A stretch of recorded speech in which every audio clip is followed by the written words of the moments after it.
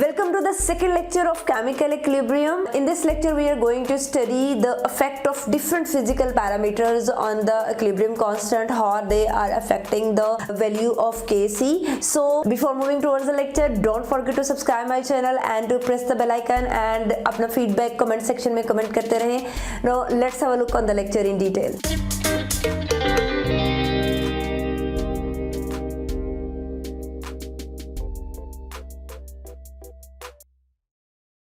हम बात करते हैं उन तमाम पैरामीटर्स की जो इक्विलिब्रियम कांस्टेंट को डिस्टर्ब करते हैं. तो इनमें सबसे पहला पैरामीटर जो हम डिस्कस करेंगे that is the effect of the temperature, कि वो केमिकल रिएक्शन जिसने इक्विलिब्रियम अटेन कर लिया है, अगर हम उसके टेम्परेचर में कोई चेंज लेके आते हैं तो क्या इक्विलिब्रियम कांस्टेंट की वैल्यू पर कोई इफेक्ट आएगा. So yes, in case of the change in the concentration of the reactants and products, or in the case of the increasing or decreasing the pressure, or in the change in the concentration of the catalyst, हमारे पास Kc की value पर कोई effect नहीं आता. But if we are changing the temperature, then we will observe the change in the value of Kc. ठीक है, तो हमारे पास दो cases हैं जो हम temperature को change कर सकते हैं. हमारे पास the value of Kc जो रिलेट करती है टेम्परेचर चेंज के साथ, वो डेल्टा एच की वैल्यू के साथ रिलेट करेगी. ठीक है, if the value of delta H is negative means हमारा जो रिएक्शन हो रहा है दैट इज एक्सोथर्मिक, तो उस केस में हमारे पास टेम्परेचर इंक्रीज करने से Kc की वैल्यू डिक्रीज कर जाएगी. ठीक है, और वो केसेस जिसमें हमारे पास एंडोथर्मिक रिएक्शन हो रहा है, we are having the delta H at the end, उन केसेस में टेम्परेचर इंक्रीज करने से Kc की वैल्यू भी इंक्रीज करेगी. अब पहले केस को देखते हैं. हम बात करते हैं कि टेम्परेचर इंक्रीज करने से Kc की वैल्यू जो है वो डिक्रीज कर रही है. इसका मतलब ये है कि एक रिएक्शन जो था वो ऑलरेडी एक्सोथर्मिक था, वो रिएक्शन हीट इवॉल्व कर रहा था और उसके जो प्रोडक्ट्स थे उस हीट ऑफ रिएक्शन को यूज करके डिकम्पोज हो रहे थे and then they are converting back into the reactant.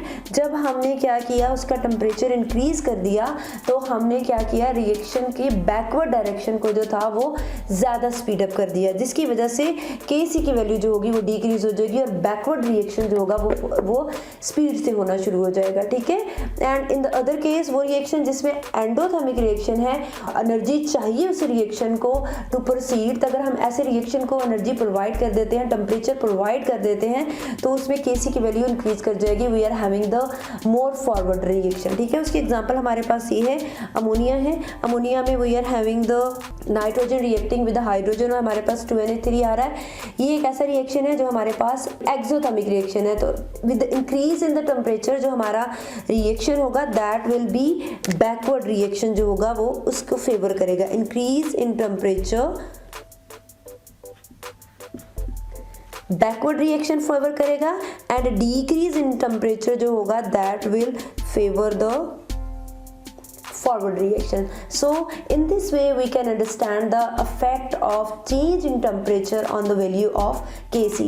Now let's have a look on the effect of change in pressure on the value of the Kc, and we can say how the change in pressure affecting the chemical equilibrium of a reaction. When we talk about the effect of the pressure on the chemical equilibrium, तो हम उसी reaction की एक दोबारा से example ले लेते हैं जिसको हमने पहले डिस्कस किया. That was the formation of ammonia from hydrogen and nitrogen. और हम ये देखते हैं कि इसमें हमारे पास 1 mole of nitrogen is reacting with 3 mole of hydrogen and producing 2 mole of nitrogen. ठीक है, so 1 mole of nitrogen is acting with 3 mole of hydrogen and producing 2 mole of ammonia.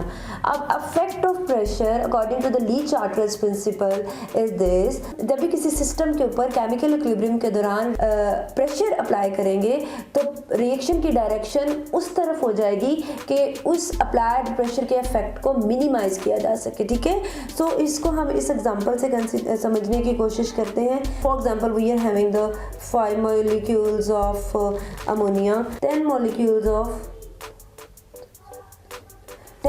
of nitrogen and hydrogen in the reaction mixture, and this is the movable piston. ये हमारे पास एक piston है। इस तरह से हमने क्या किया, we have applied the pressure. Pressure apply करने से हम हमारे पास कम जगह पर वही मॉलिक्यूल जो हैं वो कंपनसेट हो रहे हैं। तो ली चार्टर प्रिंसिपल ये कहता है कि अगर किसी चीज़ के ऊपर कोई भी स्ट्रेस अप्लाई करें, वो stress in the form by applying the pressure, bye changing the temperature, concentration और कैटलिस्ट, किसी फॉर्म में भी हो सकता है। तो रिएक्शन की कोशिश होगी कि वो उस डायरेक्शन में अपनी स्पीड को कन्वर्ट कर ले, अपनी डायरेक्शन उस तरफ ले जाए जिस उस अप्लाइड स्ट्रेस का इफेक्ट मिनिमाइज हो सके। तो हमने बात की कि प्रेशर अप्लाई करने से क्या होगा कि हमारे पास कम जगह पर उतने ही मॉलिक्यूल्स जो होंगे वो कंपनसेट करेंगे, उतने ही मॉलिक्यूल एडजस्ट करने की कोशिश करेंगे। तो अप्लाइड प्रेशर से रिएक्शन की स्पीड उस तरफ ज़्यादा होगी जिसमें number of molecules bye applying pressure will decrease the number of moles, ये number of molecules in the reaction mixer. ठीक है, तो अगर हम यहाँ पर देखते हैं तो 4 मॉलिक्यूल्स या 4 number of moles in the reactant, 4 molecules हमारे पास रिएक्टेंट में है, we are getting 2 molecules of ammonia. तो इसका मतलब है कि यहाँ पर हमारे पास कम मॉलिक्यूल्स हैं, ठीक है, एंड यहाँ पर हमारे पास ज़्यादा मॉलिक्यूल्स हैं। तो रिएक्शन की कोशिश होगी कि वो ज़्यादा मॉलिक्यूल्स को कंज्यूम करके कम मॉलिक्यूल्स बनाए ताकि वो कम जगह पर उस प्रेशर के इफेक्ट को मिनिमाइज करके आराम से रह सके। हम इसको सिंपल वर्ड्स में इस तरह से कहेंगे, वो जो एक दूसरे के साथ पैक हुए हुए हैं उनकी पैकिंग कम हो जाए, they want to stay in the less pressure. ठीक है, तो कोशिश करेंगे कि ज़्यादा से ज़्यादा नाइट्रोजन और हाइड्रोजन एक दूसरे के साथ रिएक्ट करें और अमोनिया बनाएं। तो by applying pressure reaction will be proceed in the forward direction in this specific case. वो तमाम रिएक्शन जिनमें नंबर ऑफ मॉलिक्यूल्स जिस डायरेक्शन में भी कम हो रहे होंगे, by applying the pressure reaction अपनी डायरेक्शन उस तरफ को कन्वर्ट कर लेगा, but there will be no change in the Kc value. Again we will try to understand the effect of concentration at the equilibrium stage by taking the same example जो हमने पहले ली। Nitrogen is reacting with hydrogen, nitrogen is reacting with hydrogen and producing ammonia. अब Le Chatelier's principle same state करता है regarding the effect of the concentration कि अगर concentration increase कर दी जाए इन प्रोडक्ट में से या इन रिएक्टेंट में से किसी की, तो रिएक्शन अपने आप को उस तरफ लेके जाने की कोशिश करेगा कि हमारे पास वो एक्सेस अमाउंट ऑफ जो हमने प्रोडक्ट या रिएक्टेंट की उस रिएक्शन मिक्सर में at the stage of equilibrium add की है उसको कंज्यूम करे और अपनी डायरेक्शन को जो है वो दूसरी तरफ लेके जाने की कोशिश करेगा। So by changing the concentration of any of the reactant, first करें हमने रिएक्शन मिक्सचर में और हाइड्रोजन जो है ऐड कर दिया है। अब रिएक्शन की कोशिश होगी कि वो मज़ीद नाइट्रोजन के साथ रिएक्ट करे और जो है हमारे पास मज़ीद अमोनिया प्रोड्यूस करे। So reaction will be proceed in the forward direction by changing the concentration.